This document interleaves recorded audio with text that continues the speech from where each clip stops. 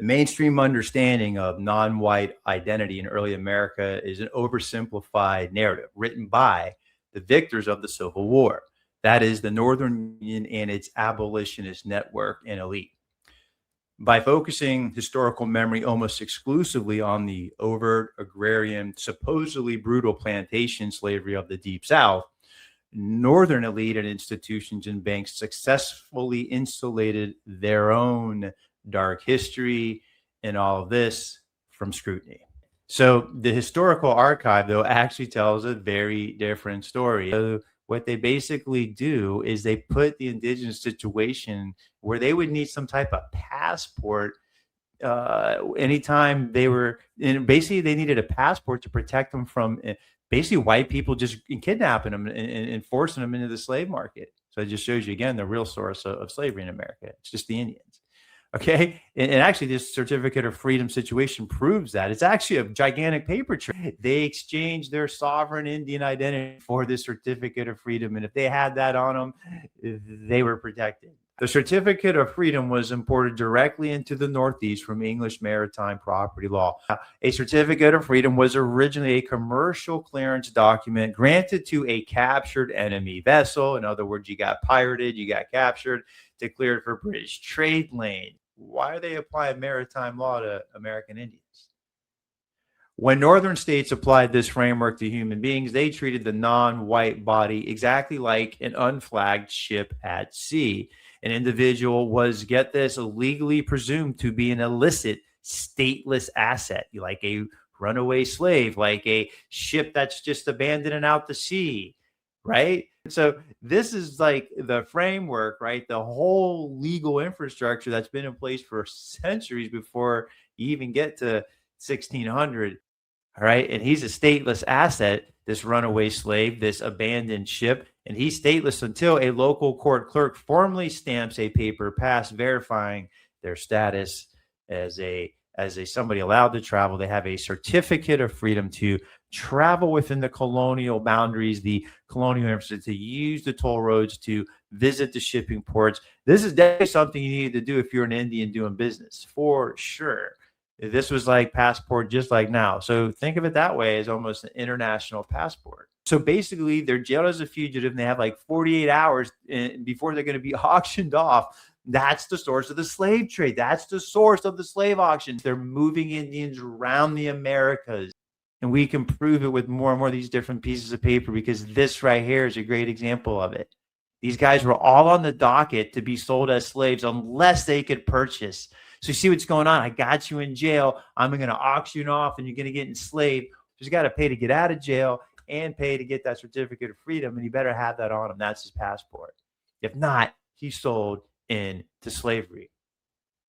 So all this is at the county level, all these records, these names, and these are really great certificates because they describe the person's physical look, just like today's modern passport. So this is, what are they really offering? They're saying, in exchange, you give up your Indian ancestry and anything that has to do with that, means land, like jurisdiction. You're now going to submit to our, in exchange for that, you'll get citizenship in our system where you'll be protected from what? Those enslavers. And so what they're saying is, hey, you can become basically a second-class citizen, right? Which is at least gets you protected from getting enslaved and shipped around the country and separated from your family. You are, in fact, though, foregoing all your tribal jurisdiction rights, everything like that, and you're now governed by the colonies and later by the counties of the United States. You're now listed as a free Negro, Black, free person of color, right? What they could do, though, is have toll roads, have toll bridges, change the maritime port cities, and force your people to have to use those roads, use those bridges, use those ports in order to communicate, sell, relate to the outside world. If you walked onto any of these roads, you were automatically under this new colonial police jurisdiction. They're like, you better have a certificate of freedom. The records, the complete court deposition, the trial notes, and the final decrees are preserved even today within the Maryland State Archives under their High Court Docket Series. In an 1822 entry, a man explicitly possessing and documenting his American Indian ancestry was forced to step before a county clerk, bring a white property owner to swear an oath verifying his character. and then accept a physical certificate, that's the certificate of freedom, that legally classified them as a free Negro. And this is just to protect physical safety from the local slave patrols. So you can look in the New York State archives, and I have this in the guide. You can request series A0200, which are the township apprenticeship registers. You heard it here first. Township apprenticeship registers. You can go to New Jersey and look at the local county inquest vagrancy and poor law books. They'll also be called, believe it or not, freedom ledgers, freedom registries, as in the registry of certificates of freedom. Maybe they had the register certificate of freedom because they just finished their indentured servitude. Maryland State Archive, series C1744, literally court certificates of freedom.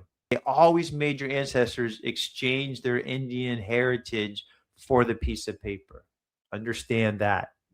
Understand that that is every time there's this you're looking for the transition paperwork. Pennsylvania Record Group 7, the records of the Pennsylvania Abolition Society and the County Registry of Slaves and Free Negroes. Ohio, request the county clerk black code bond books from 1804 to 1849. Ohio had the special black code bond books because a white person had to basically forward some money to basically buy a surety bond on the black person to allow the black family to do business in that state. So it's basically not a certificate of freedom to operate freely in the new European system. It's rather a certificate of freedom from our own European people enslaving you if you don't have this piece of paper. That's what they mean by this is a certificate of freedom. By utilizing my master guide, you can possess a new cipher to read these new sources of information about your indigenous ancestors and the point at which they got transitioned into second-class citizenship. Certificate of Freedom originally was a commercial clearance document granted to a captured enemy vessel to clear it for British trade lanes. And these guys take that law and apply it to your indigenous ancestors. They treated any indigenous American like an unflagged ship at sea. They were literally treating them like an unflagged ship at sea. An individual was therefore legally presumed to be an illicit, stateless asset. So you see, you're outside the boundaries of your sovereign tribe. So guess what? They treated you like a stateless asset. Oh, we got you now. You're on our turnpike. You're trying to cross our bridge. You're trying to get on the ship docks and take your product to market and get paid. And this is a new master guide that I came out with regarding certificates of freedom. How to use certificates of freedom to really demonstrate your indigenous lineage, especially if you have roots in the North. Also more sources if you want to really verify what I'm saying. But there would be over 1.5 million of these certificates of freedom at least. Thanks for joining me. My name's Travis, founder and creator of American Ancestry Decoded, where remembrance conquers oblivion.